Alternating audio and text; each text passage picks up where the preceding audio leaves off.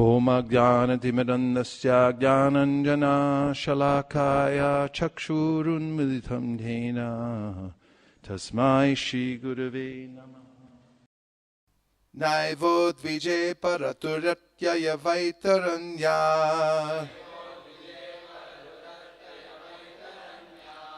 Twadvirya Gayana Mahamrita Magna Chittaha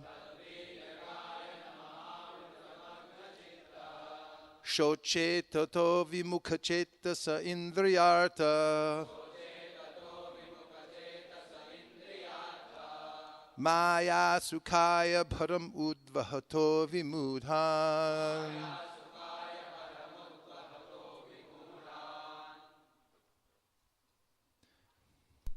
Na, not. Eva, certainly. Udvijay, I am disturbed or afraid. Para, O Supreme. Duratyaya, insurmountable or very difficult to cross. Vaitaranyaha, of the Vaitarani, the river of the material world. Tvatvirya, of your Lordship's glories and activities. Gayana, from chanting or distributing. Maha Amrita, in the great ocean of nectarian spiritual bliss. Magda Chittaha, whose consciousness is absorbed. Shoche, I am simply lamenting. Tataha, from that.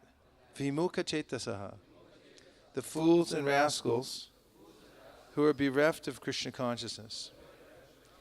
Indriya Arta, in sense gratification. Maya Sukhaya, for temporary illusory happiness. Bharam, the false burden or responsibility of maintaining one's family, society and nation, and elaborate arrangements for that purpose. Udvahataha, who are lifting by making grand plans for this arrangement. Vimudhan, although all of them are nothing but fools and rascals, I am thinking of them also. Translation. O best of the great personalities, I'm not at all afraid of material existence, for wherever I stay, I am fully absorbed in thoughts of your glories and activities. My concern is only for the fools and rascals who are making elaborate plans for material happiness and maintaining their families, societies, and countries. I am simply concerned with love for them. Purport by His Divine Grace A.C. Bhaktivedanta Swami Prabhupada. Srila Prabhupada Ki. Throughout the entire world, everyone is making big plans to adjust the miseries of the material world. And this is true at present, in the past, and in the future. Nonetheless, although they make elaborate political, social, and cultural plans, they have all been described herein as vimudha, fools. The material world has been described in Bhagavad Gita as dukhalayam ashashvatam, temporary and miserable. But these fools are trying to turn the material world into sukhalayam, a place of happiness, not knowing how everything acts by the arrangement of material nature, which works in her own way. Prakrite kriyamanani gunai karmani sarvashaha ahankara vimudhatma kartaham iti manyate. The bewildered spirit soul, under the influence of the three modes of material nature, thinks himself to be the doer of activities that are in actuality carried out by nature. There is a plan for material nature, personally known as Durga, to punish the demons. Although the asuras, the godless demons, struggle for existence, they are directly attacked by the goddess Durga, who is well equipped with 10 hands with different types of weapons to punish them. She is carried by her lion carrier, or the modes of passion and ignorance. Everyone struggles very hard to fight through the modes of passion and ignorance and conquer material nature. But at the end, everyone is vanquished by nature's laws. There is a river known as Vaitarani between the material and spiritual worlds, and one must cross this river to reach the other side, or the spiritual world. This is an extremely difficult task. As the Lord says in Bhagavad Gita 7:14, Daivahi esha gunamayi mamamaya dhuratyaya. This divine energy of mine, consisting of the three modes of material nature, is difficult to overcome. The same word, dhuratyaya, meaning very difficult, is used here. Therefore, one cannot surpass the stringent laws of material nature except by the mercy of the Supreme Lord. Nonetheless, although materialists are baffled in their plans, they try again and again to become happy in this material world. Therefore, they have been described as vimudha, first-class fools. First class. As for Prahlad Maharaj, he was not at all unhappy. For although he was in the material world, he was full of Krishna consciousness. Those who are Krishna conscious, trying to serve the Lord, are not unhappy, whereas one who has no assets in Krishna consciousness and is struggling for existence is not only foolish, but extremely unhappy also. Prahlad Maharaj was happy and unhappy simultaneously. He felt happiness and transcendental bliss because of his being Krishna conscious. Yet he felt great unhappiness for the fools and rascals who make elaborate plans to be happy in this material world. It's a great honor and privilege and a source of unlimited happiness to be here with all of you great Vaishnavas and great Vaishnavis. And it's been a particular desire of mine for many years to come here to this abode headed by His Grace Radhesham Prabhu, who I had the fortune of meeting some years ago. As he mentioned, he came to my house, and I never forgot him. And one of the reasons I never forgot him was devotees seem to appear at our temple from Pune every once in a while. We figured there must be a tunnel from here that comes under the continents and under the ocean, and it comes to our temple. And when they come out, they dance so high they touch the ceiling. And in the world of business, much is made about branding. When someone gets a particular product from a well-known company, they know some of these companies are so excellent. They're assured that whatever they get, it just works. I mean, I've never received an Apple product, for instance, that didn't just work right out of the box or that ever broke. And similarly with Pune. Pune or Pune, which do you prefer? I can't figure out which one. Pune? Pune. Okay. Pune. Whenever I meet devotees from Pune, I feel assured that they're fully trained. They know all Vaishnava etiquette. And they have learned the Shastras. They know how to interact with other devotees. So I congratulate you, Radhesham Prabhu, for creating, and it shows just by being in one place. If you apply yourself diligently in one place, it affects the whole world. What you've done has affected the whole world. What all of you are doing is affecting the whole world. And I feel like after you invited me to come to this place, it took me a while to get even enough pious credits to be able to make it here. But I'm cashing in now. So thank you very much. Hare Krishna. This verse today, of course, is famous. One of the reasons it's famous, especially amongst ISKCON devotees, is because it epitomizes the mood of Srila Prabhupada. Srila Prabhupada, we like to say, was in the mood of Prahlad Maharaj, who expresses in this verse that he doesn't simply care for himself.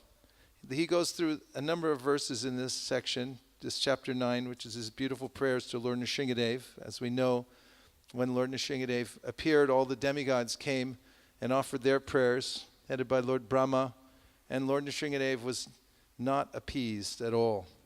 So they they push Prahlad forward and they say, you try, he came for you. Prabhupada says in a lecture that it's as if pushing a 5-year-old child into the cage of a lion. He says, you go ahead, Prahlad. And Prahlad started by saying that, what can I say? The demigods have full knowledge of Sanskrit. Brahmadaya suragana munayasta siddha satvaikatana gatayo. They are in the mode of goodness. They have all these great qualities. And he said, what am I? I'm an Asura. I'm born in an Asura family. I have Asuric blood in my veins. So I can't say anything. And then he remembered, as he was mentioning this, Bhaktya tutosha bhagavan gajayutapaya.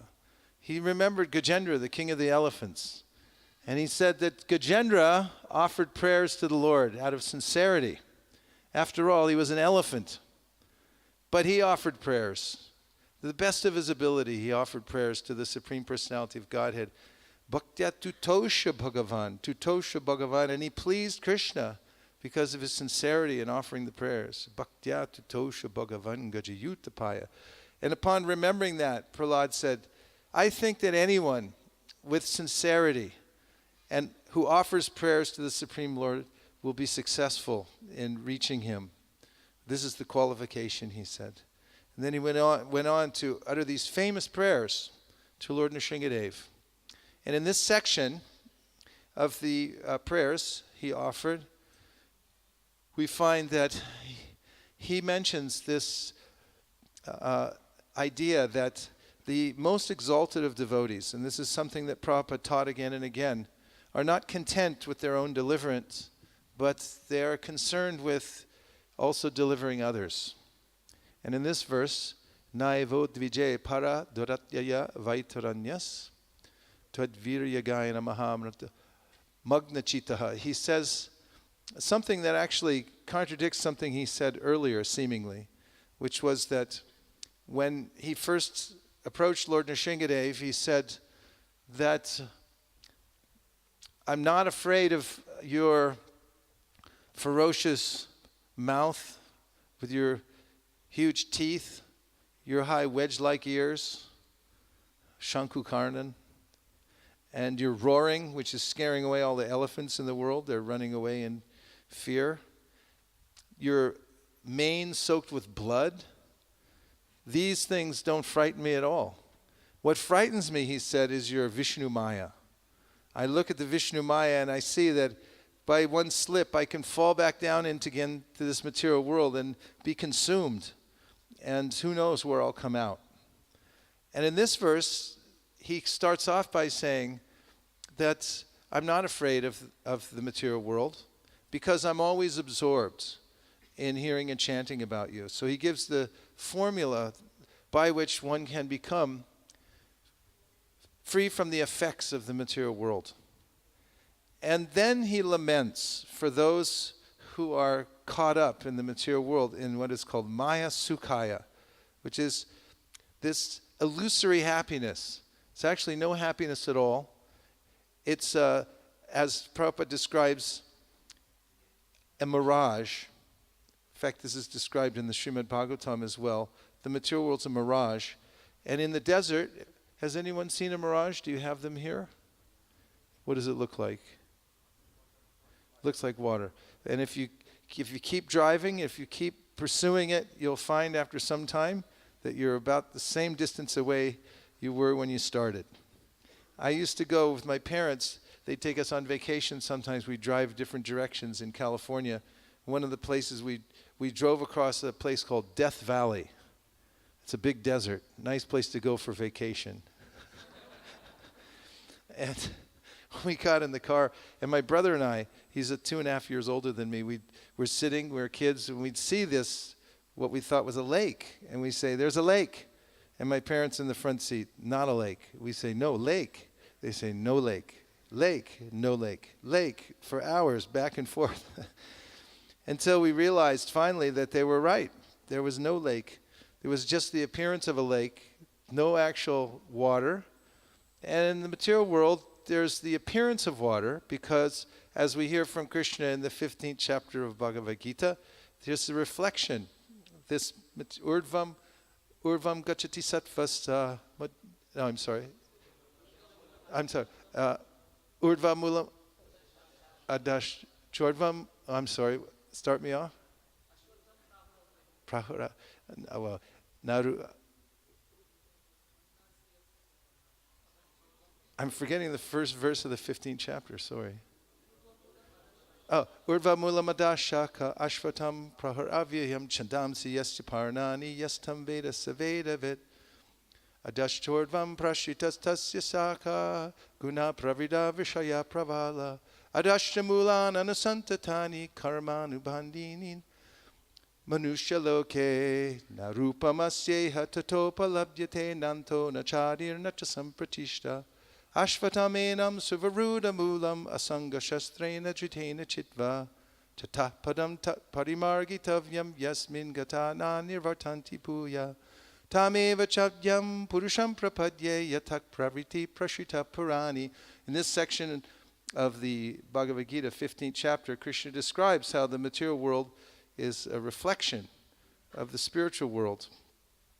And then how I become entangled in the material world because the reflection looks exactly the way the reality looks.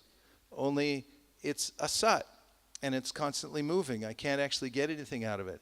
And I find it extremely fascinating, this verse from the Shastra that says, Asango hyayam purushaha. The living entity actually has nothing to do with the material world at all. No connection here, except for projecting oneself by desire into the material elements and then thinking that I'm part of it. And there are ways in which Krishna describes, by this process I take on a great burden. Like Dhyato Vishayam Pumsan Sangas Teshu Pajayate. He said, I get a connection but with the material nature by looking at it and thinking, this is for me. Because when you contemplate something, you really have to look at it for a little while and think, there's something in it for me. That's what contemplation means. And by that, dhyato, contemplation, vishayam pumsam, sangas teshu pajayate, I form a sangha, a connection to it. I gave this example the other day when we were at the Google. We live right near Google, our temple. And we go there once a week. The devotees have a program there once a week for the Googleites who live there. And actually, it's an interesting project because in Google, the founders have tried to make it like Swarga, so no one will ever want to go away. But I was thinking, it's like Swarga there. They tried to put everything, make it so nice that no one wants to leave ever, but they still have to work very hard to maintain their situation. So we were at Google, and I was giving a talk about the way in which there's higher energy and lower energy, and I gave the example to the people in the class that just outside somebody had parked their car, and that if they suddenly we hear a screeching sound, and I picked out one person from the audience who volunteered. His name was Alan. I said, so Alan, where'd you park your car? He said, right outside. So I said, we're sitting here and you hear a smashing sound, screeching of tires and the smash. And it sounds like, by triangulation, that's just where I parked my car. So then I asked the rest of the audience, so how does Alan feel now? Describe his symptoms.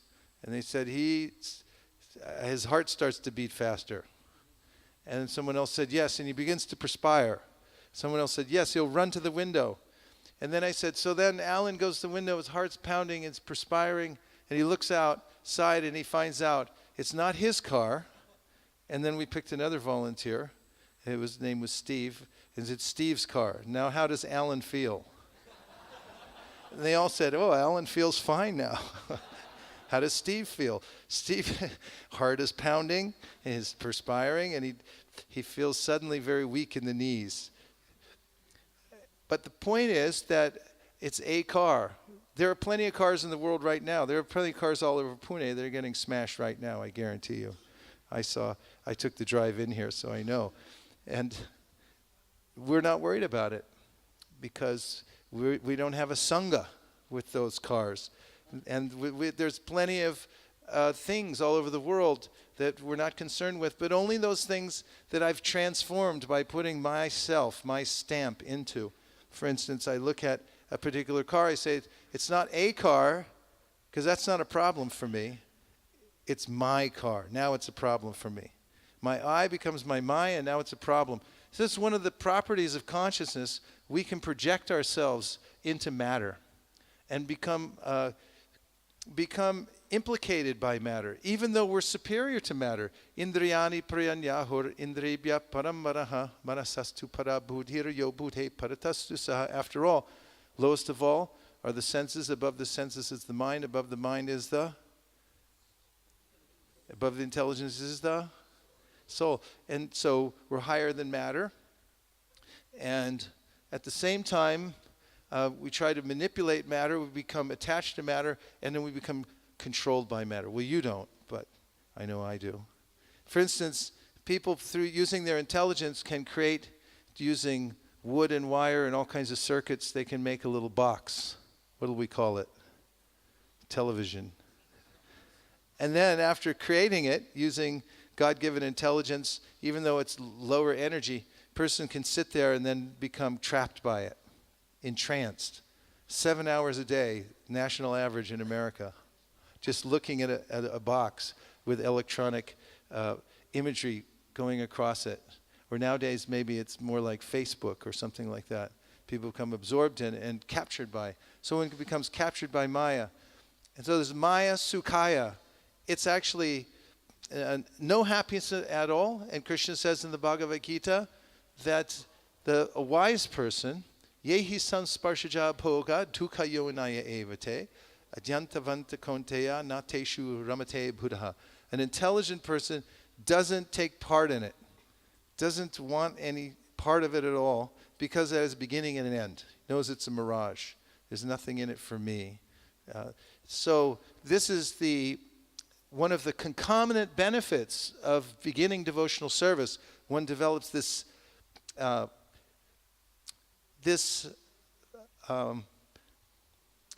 feeling of non-participation in the material world, only as touching it as much as necessary for one's service.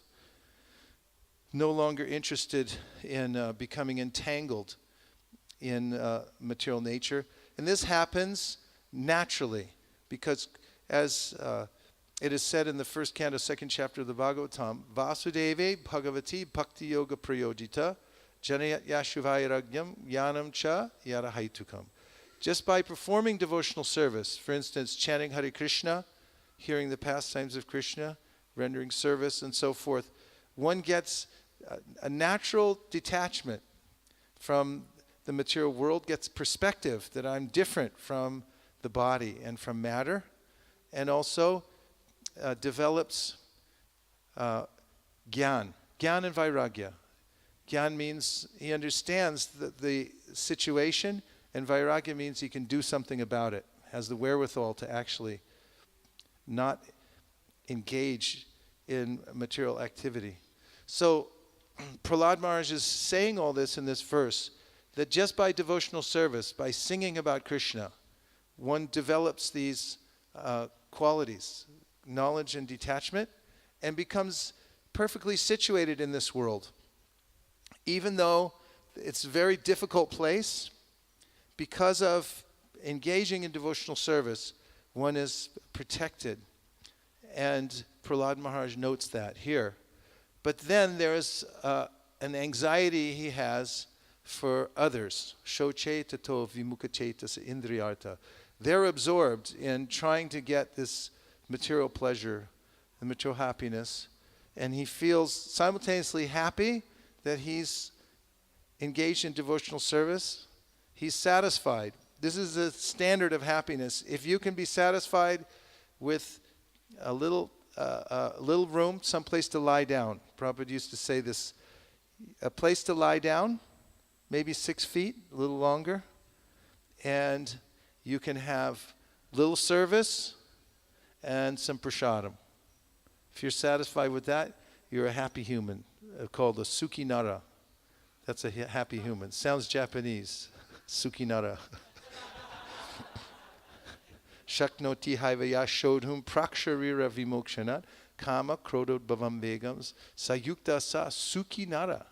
You become happy human, Krishna says, if you learn to control your senses, conquer over anger and so forth. And Prabhupada said these things, if you just have a little place to lie down, a little service, and some prasadam, you're happy with that, and a set of Bhagavatams. You get a set of Bhagavatams.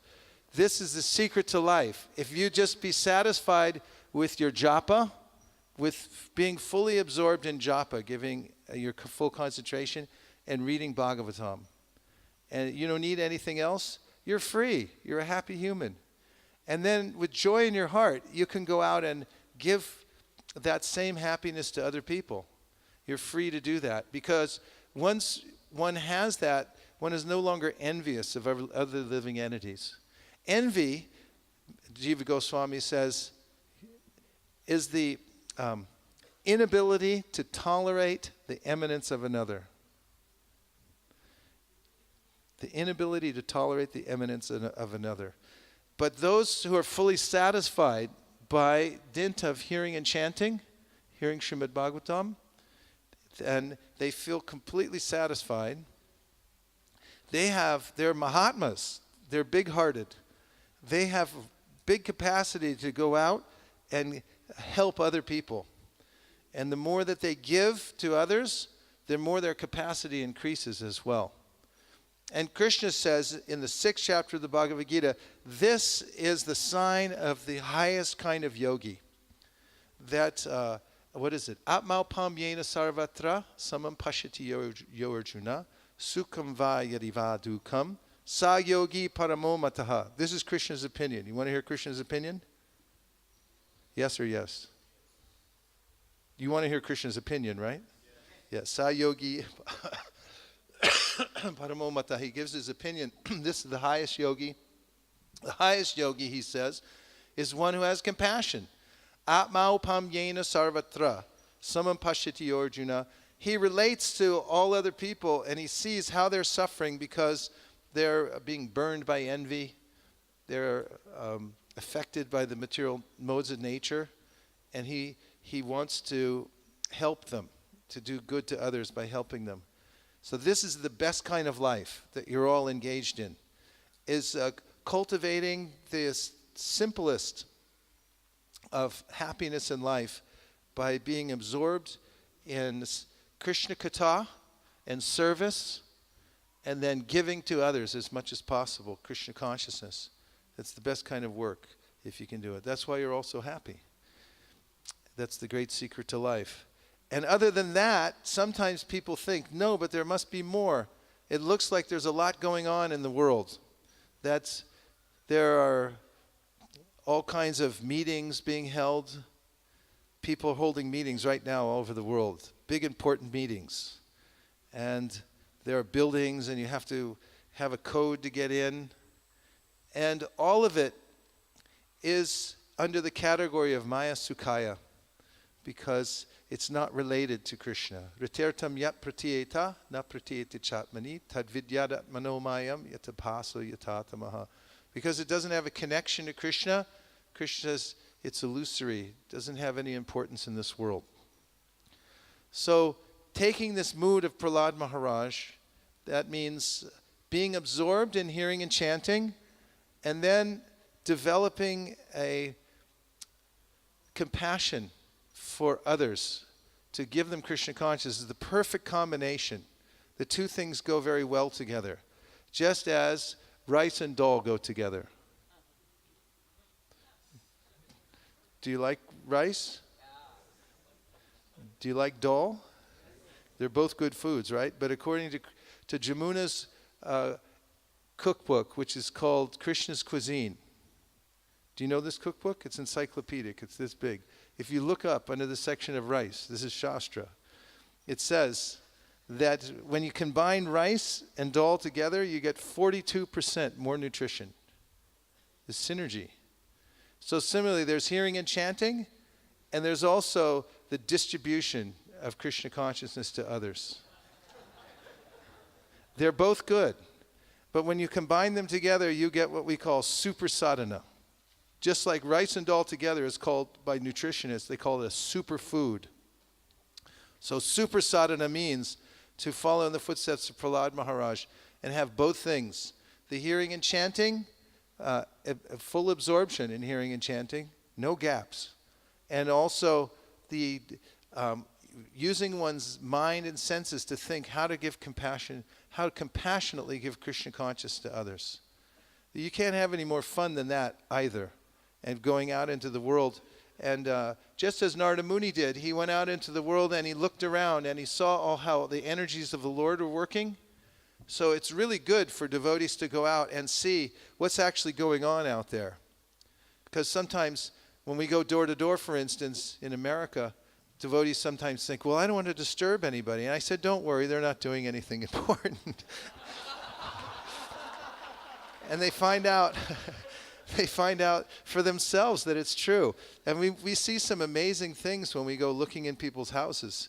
And we actually feel sorry for people because we've been given an opportunity to live a Krishna conscious lifestyle. It's a real boon. And when we see people that are living in situations that are so dire, I mean, even people who are wealthy, sometimes, I mean, they're actually dying of desperation. They don't have any connection to Krishna. We have a temple. ISKCON has a temple in Toronto. The devotees bought it back in the early 1970s. It's a huge stone church and really beautiful building. It's a historic building there. And it's right on the edge of a neighborhood that's the most wealthy neighborhood in Toronto, maybe in all of Canada. So if you go for a japa walk, you'll find these huge, they're not houses, they're compounds, they're mansions.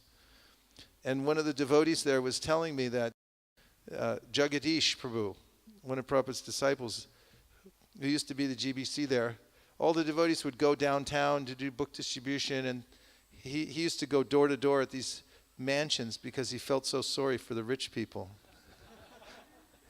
And I could relate to that. I mean, they even think we have something. It makes it even worse practically. We notice this when we go to different neighborhoods. If you go to poor neighborhoods, knock on the door, they'll be in there having dinner, and they say, yeah, just come on in. And rich people, you knock on their door, and they might call the police or something because you stepped on their porch. Prabhupada mentions that in the Krishna book about how poor people, I think it's in Nalakuvera and Manikriva. If you're rich, you can become more degraded. Poor people, you get pricked by a pin. You know how it feels, so you don't want other people to feel it also, and so forth. But when the devotees go around, they look inside and they see how people are living, what they're doing. They can see how the modes are acting. Just as Narada Muni, when he left his house when he was 5 years old, and he went out and he saw the Lord's creation, how the energies were working. And then that, combined with hearing from the Gita and the Bhagavatam, it makes a complete life, doesn't it? Happy life. So now we'll take a few reflections. I just was sort of rambling, but whatever, if you have any particular point that you heard, so it's not questions yet, but a reflection means something you heard from the purport or the discussion so far that's stuck in your mind, and just feed it back. One idea, one thought. Yes, Radhesham Prabhu.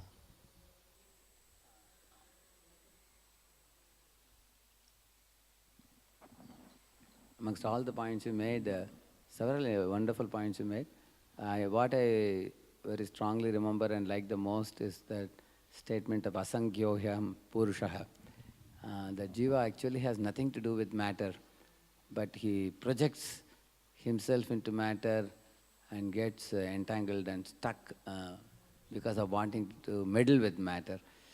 And then you said if a brahmachari can take some prasad and just have one set of Bhagavatam and do his focused japa, and if he is satisfied in these things, then he can go out and do something for the welfare of the world.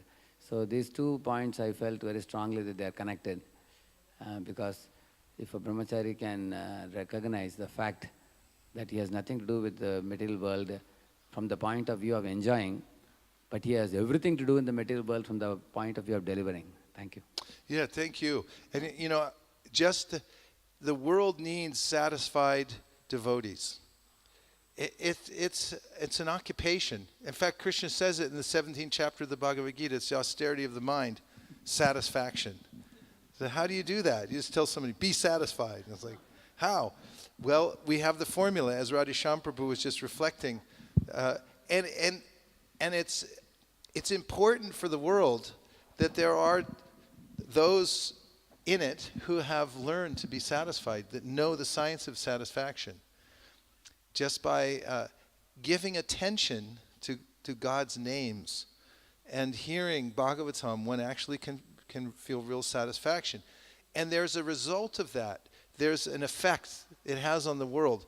One person who actually has that satisfaction can affect many other people because everyone else is dissatisfied, as Prahlad Maharaj is mentioning here. Maya Sukhaya Bharam Udvahoto. They're carrying a great burden on their shoulders. And when they meet people who are actually satisfied, they can see it. They see it in your countenance. They can feel it. And they become attracted to it. And people are trying for so many advanced kinds of skills in the world. But very few people actually are doing this, what you're doing, cultivating this inner satisfaction. So it's a bona fide occupation to dedicate yourself to this kind of spiritual satisfaction, and it has a profoundly positive effect on the world. Yes, what else? Many points are there. Thank you for such a wonderful class. First point was, you said that whenever you are doing something good thing, like read Bhagavatam, distribute Bhagavatam in one corner of the world, but it will affect the whole world. So that was very powerful. I thought, one day I was walking with my friend Kashtuba in New York City, about maybe 5 years ago. I lived in New York for 3 years, and the big building we had there, ISKCON had 340 West 55th, between 8th and 9th. The Prabhupada was here. The devotees bought that building. And I, at the time, was stationed there. And although I was there in New York for 3 years, I didn't know the city very well because I only went from that building to the airport and back every day. Because we had service at that time in distributing books at the airport. So we go to LaGuardia Airport. So when I came back to New York City not so long ago, Kashtuba Prabhu, who's from New York, offered to show me around. And I saw Prabhupada look at some cities before. When I was in Washington, D.C. in 1976, it was a bicentennial. I was stationed there, and Prabhupada was there.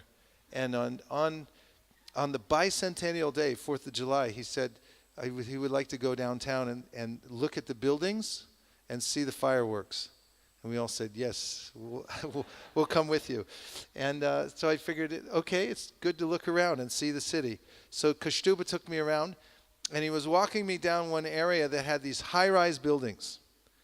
They're so high, you look up, you can't even see the top. And he said, in this neighborhood, there were no high-rise buildings, and then suddenly, over a period of a few years, they began to pop up everywhere, a certain date. He was quizzing me. He says, so why do you think that happened? I said, I have no idea, but if I had to guess, I would say it was something technological. He said, yes, but what was the technology? I said, I don't know.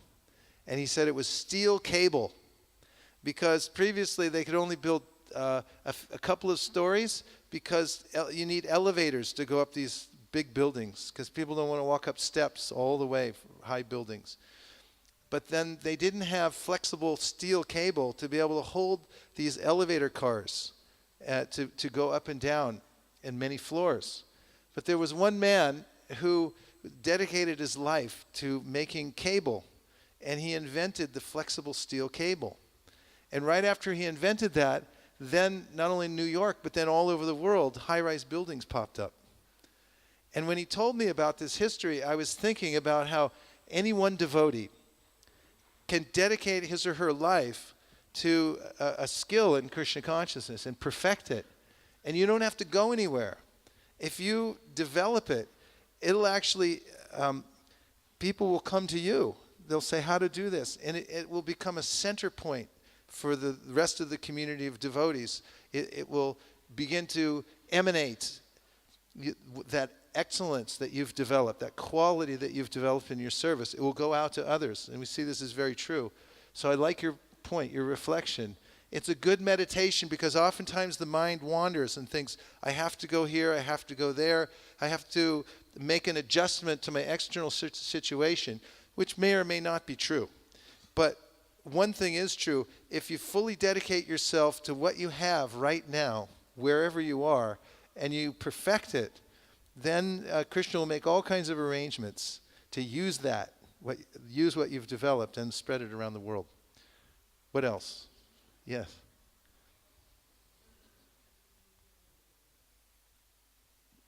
Hare Krishna. Yeah. Do you have a brother? Yes. Where is your brother? No, he's in Bangalore. Oh, okay. Okay.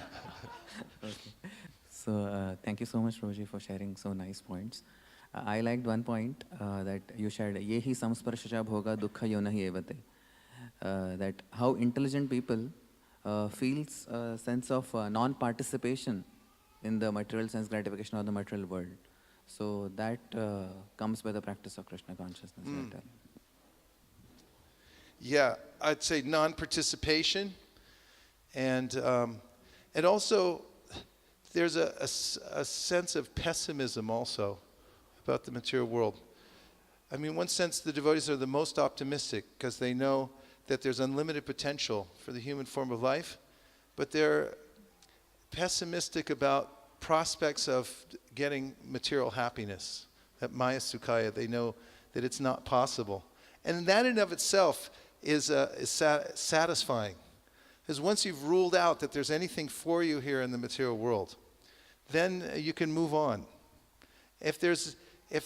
Just like Bhaktivinoda Thakur says, Nambina kichu nahi ko oro choda bhuva maje. Right? Nambina kichu nahi ko oro choda bhuvana maje. So there's nothing else to be had in the 14 worlds except the holy name. So what if that's true? I sit down to chant Hare Krishna and my mind says, let's go shopping, or let's go to Monte Carlo. Wherever the mind has all kinds of ideas where it wants to go all around the universe. But Bhaktivinoda Thakur says nothing else. There's nowhere else to go, only right in this one place. And then if one actually takes that, even theoretically, even if the mind doesn't completely believe it, and say, okay, everything that I've ever been looking for, it's right here in the holy name, then one can give full concentration. And then no optimism for the material world, that if I stick my finger in anywhere, it's going to come out okay. Nothing works out, unless you're doing for service, in which case you can intermingle without being affected. What else? Yes. Thank you, Prabhuji, for your wonderful class. So what point you were talking about your class in Google, where you were giving that example of car. So when we identify, you said that if it is a my car, then immediately we develop attachment, and when it goes away, we feel bad like that. So I was thinking, similarly, when anything when we think as mine or my this or my that, so immediately we develop attachment. But when we see it as Krishna's, that this is Krishna's, anything, so then we'll not be attached to it. So thank you very much. Hare Krishna. Yeah, thank you for codifying that. And it makes it so simple when, and Krishna gives that formula, right? He says, Bhoktaram jagatapasam sarvaloka maheshwaram suridam sarvabhutanam gyafamam shantim brichiti. Here's real peace. You accept Krishna's the enjoyer. Like Prabhupada's motto, everything for Krishna and nothing for me. Everyone say that. How do you feel now? Much better, right? Okay, Bhoktaram Jagata Sarvaloka Mahesh. Everything belongs to Krishna. Suridam Sarvabhutanam, Krishna is my best friend. Then there's Shanti, if one just lives in that zone, that anything I need, will be supplied. Tena tyaktena bunjita. It's set aside for me already by Krishna naturally. I don't have to over-endeavor. Only I have to endeavor for serving Krishna and living a balanced life so that I can continue to serve him. 2 more. Yes. Hare. Oh, sorry, you have already. Okay.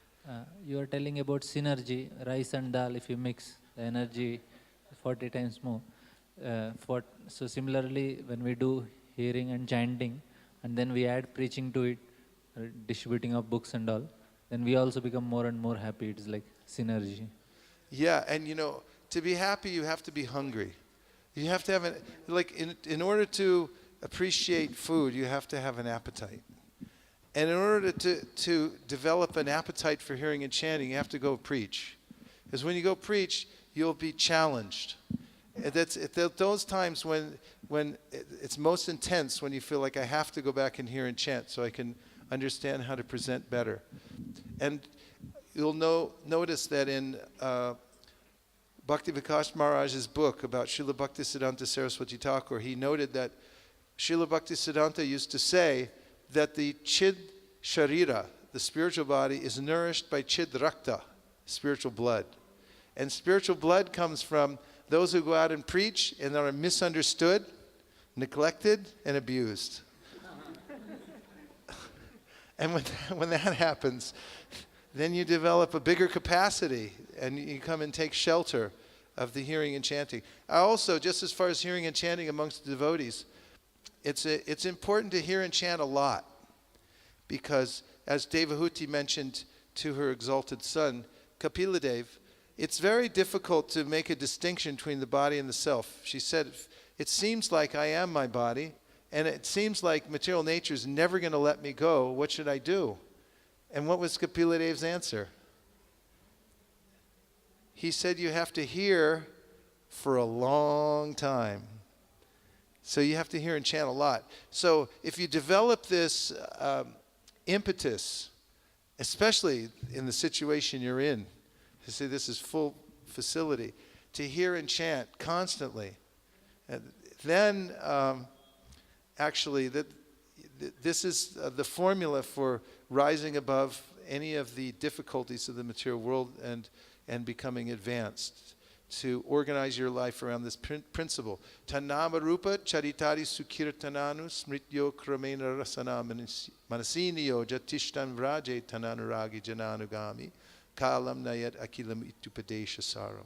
It's the essence of all advice, to organize your life around the principle of hearing, chanting, and remembering Krishna. And I was going to say that in these hearing and chanting sessions, like I'm going to Govardhan after this engagement and then a few others. And then every year during Kartik, we take this time to sit at Govardhan Hill. There's an ashram there called the Bhaktivedanta Ashram. And we lock ourselves in a room for 1 month, a few devotees. And we just hear all day long. So we'll pick a certain number, like a section of the Shastra. Like we read last year, we read the whole Adi Lila and Madhya Lila. And then one other book, I forget, during the Kartik time. So we hear about 5.5 hours a day. And then we notice also that when you come out of these hearing and chanting sessions, that there's more questions than answers. Because you hear more things and you think, what about this? What about that? What about this? And then you come out hungry. And you need to chant more. You become addicted, to find out, to go more deeply into the subject matter. There's never a point at which you go, okay, I know everything. Although I do meet people on Sankirtan, they say that. I know everything. We met a man door to door recently. We were with a group of devotees. He came out of his room. He was an Indian man. He came out. He was still in his bathrobe. I think it was noon. He came out on his porch and he said, yes, what would you like? And I was showing him the books. And he said, I know everything. So I called all the devotees. I said, you got to meet this guy. We met somebody that knows everything. I said, you can ask him any question. And he said, no, not like that. I said, well, what did you mean then? Not sure what you meant. there was one more here? Yes, Prabhu. Mataji. Yes, I'm sorry. I'm not even looking at that direction. One for the Matajis.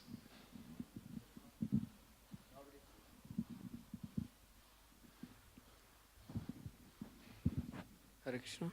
Bro, thank you very much for wonderful points you have shared in this class.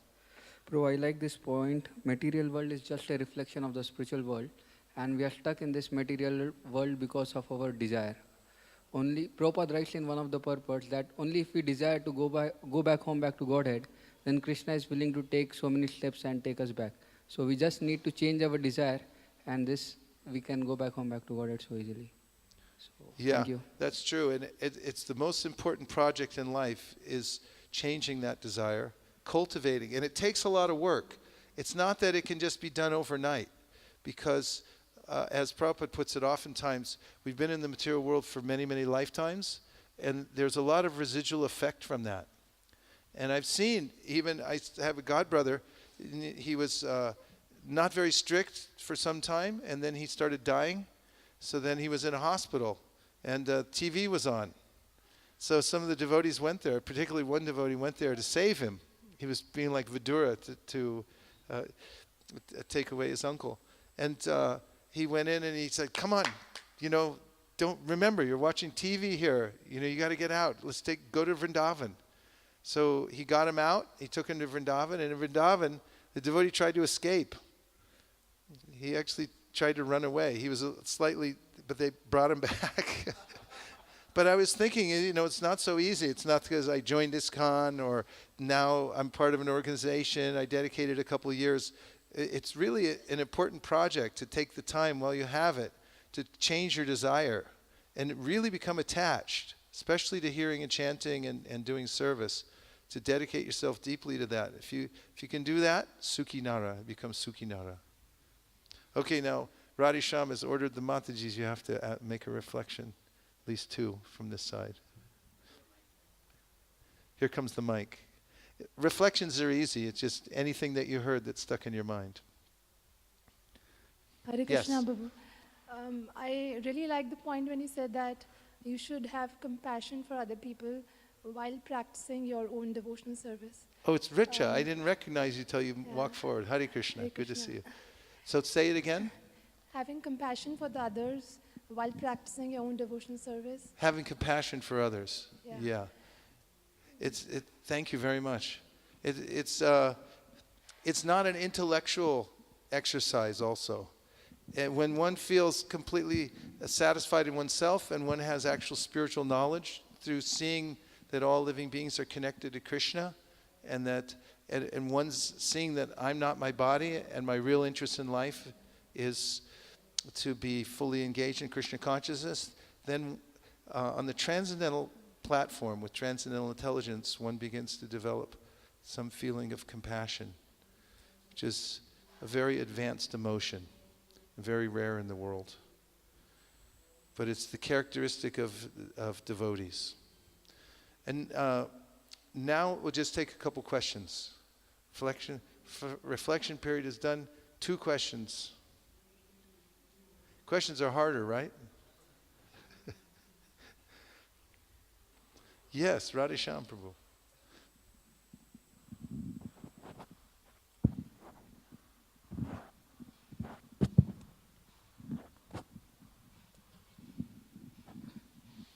Hare Krishna. Prabhu, when I have been going for book distribution, we reach out to new people in the trains, in the shops, in many places, and it's very purifying because some people are not interested and some are interested, and the books also go.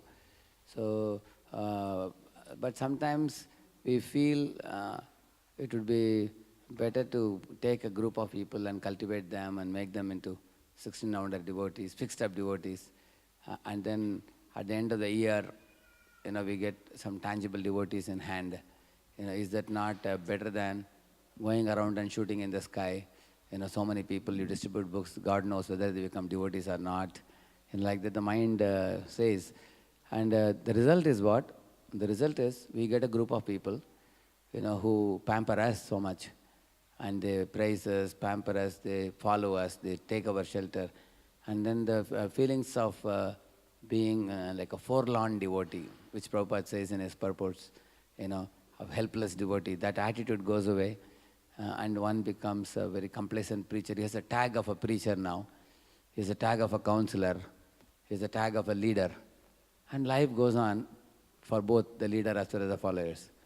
So how there has to be some impetus for us to go on distributing books without becoming fruitive in order to get some quick results which are seeable with our eyes. You can say something about that, bro. Well, one thing is to define book distribution and going out to the train stations and door to door and things like that as, at least I like to put it like this, I call it high sadhana. It's high sadhana. And the reason we're going out is for our own purification. If you start from that basis, say, book distribution is high sadhana, and I'm going out for my own purification. Because, as you mentioned, there's a way in which I can become comfortable. It's easy, every living entity tries to find a little comfort zone in the material world. I garden, and I find all the time living entities, like I'll lift up a rock in my garden, and there's all these little living entities. I say, how'd you get there? And they're like, don't even ask, but put the rock back down. We're happy where we are, don't disturb us. They found some little niche, and temporary niches too. I put my shovel against the wall, and overnight a spider builds a web. And then he thinks, this is my place here. I developed a little housing project. I have my livelihood and everything. And he thinks, this is my comfort zone. And I think, this is terrible. I got to move this. I got to move the shovel. Your whole house is, the whole material world's like that. It's a very changeable place.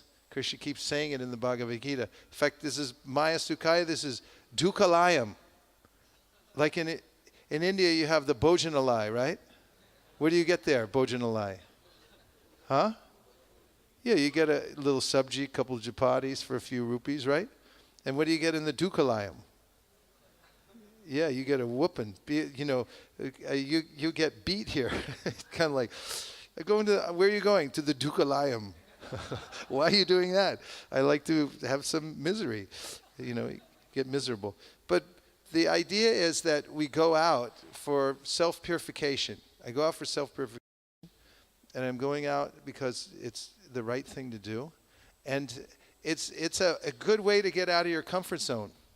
And another thing I realized in my own situation about not getting comfortable, it's you should feel uncomfortable when you're in your comfort zone,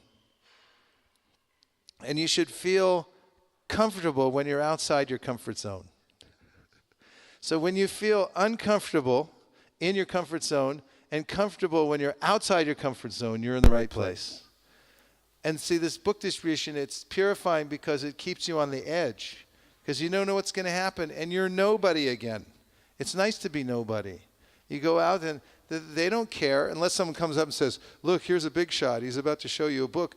You just go out and everyone treats you like, what do you mean to me? And that's a good thing. In fact, it's mentioned in Nectar Devotion in the section of humility. Lal Babu, he was a big landowner. And then right after he became a Vaishnav, he went out begging door to door. He built that Lal Babu temple, right? Beautiful temple. He went begging door to door, even from his political enemies, give 1 rupee. And Bhaktivinoda Thakur, he went around and begged door to door to build the yoga pit. And devotees, they want to put themselves in that situation. So we're not going out for some result. It's not about newsletter or this or that, how many books.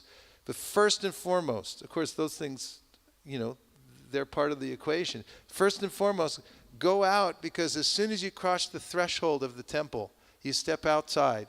Immediately your mind's going, oh, you don't want to do that, right? Don't you want to stay in? You could do just as much service back here. But there's power in that, constantly stepping out into that zone where you have to recollect yourself, and then internally you have to take shelter of Krishna. Hare Krishna, Krishna Krishna, Hare Hare, Hare Rama, Hare Rama. And I see that devotees become really happy we go around and we start these monthly Sankirtan festivals.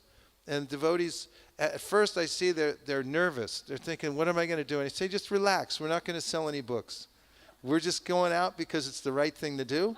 And once you get out there, everything, just let it happen. Just go outside your comfort zone. And I tell the devotees, we're going to go out the first day and we're going to touch the pavement.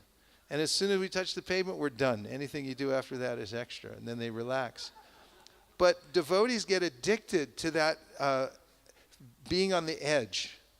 You know, like Srila Bhaktisiddhanta Saraswati Thakur, he used to make the devotees, if they get a big donation, he says, spend it right away and borrow more. He wanted them, he wanted the temple presidents to be in anxiety. It's like, where's it going to come from? You should be asking that question. Well, what do I do now? That's good. You know, if you become fat with lots of money, big bank account, the whole thing, and say, I'm good now. In America, it's like, if you have a full refrigerator, a big bank account, you get a new car, you put gas in the car, and then it's a nice day, right? You roll down the window, and then you lean out the window with your arm outside, and you're driving the car with one hand. And they call this copping a lean. You're leaning out and you think, I'm so lucky, I'm so good, I got everything I need. Bang, you know, you smash into something. We want to be a kinchana. Kinchana means I don't have anything. And if you can stay in that zone, Sankirtan helps keep you in that zone. So that's one thing that's really important is to remember, you know, what's the motivation? Why am I doing this? I'm going out for self-purification. That's the most important thing. And the other thing I just wanted to comment on, every book, every mantra is important. None of them go in vain. Everyone has a target. I may not see it. I don't see it. How can I see it? Krishna's playing chess. And one of my godbrothers said recently, he's playing chess with every living entity, but he's 1 billion moves ahead.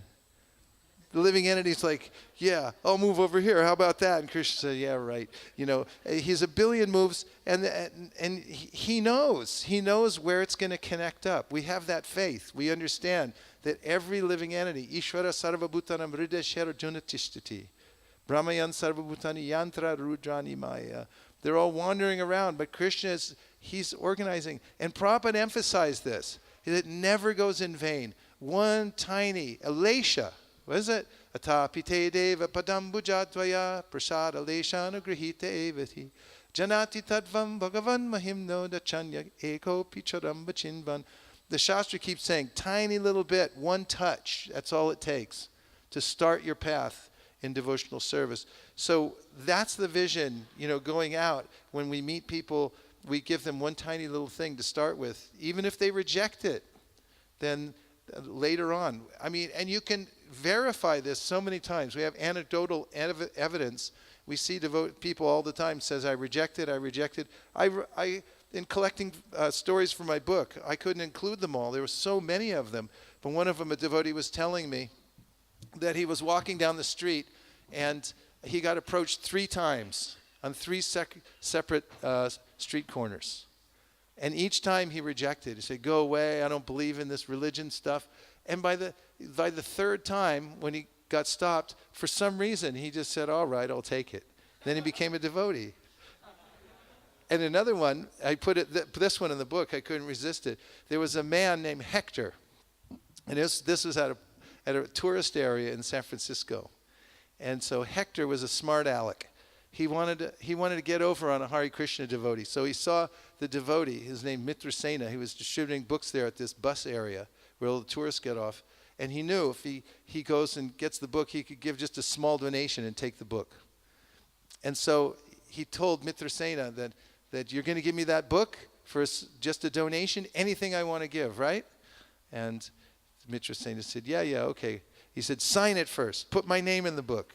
Then I'll give my donation. So Mitra took the book. He said, to Hector from Mitra. So here you go. And he goes, all right, here's a quarter. Thanks a lot. And he walks away. It was a big book. And he just gave 25 cents with a tiny little donation. He just wanted to cheat the devotee. And so he was really happy he cheated the devotee. So the next day, Mitrasena is sitting at the temple. And he gets a call from the temple president. And he said, there's a guy named Hector on the phone. And Hector wants to know how you knew his name and how you left a book for him. He said, what are you talking about? He said, well, Hector was walking down the street. Here's what happened. Hector 1 took the book and he left it in a doorway in the city. Hector 2, by Krishna's arrangement, not many people in America are named Hector either. It's a very rare name. Walking down the street, he is a spiritual seeker. He saw a book that looked spiritual sitting in a doorway, so he went and he picked it up. He opened the book and said, to Hector from Mitra.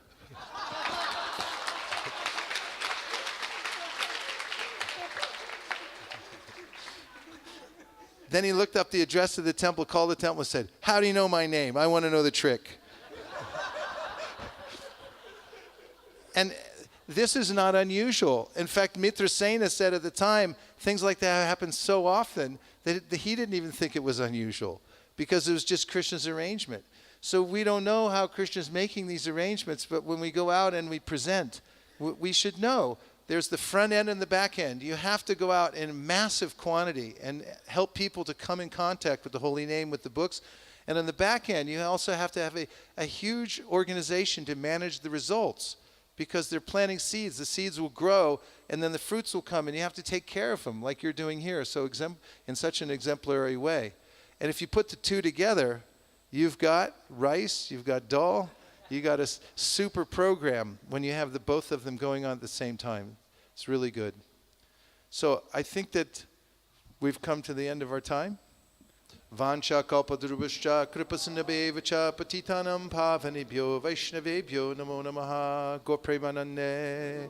Nachari armarman, nachari armarman, nachari armarman, nachari armarman, hey, nachari armarman, nachari armarman, nachari armarman, nachari armarman.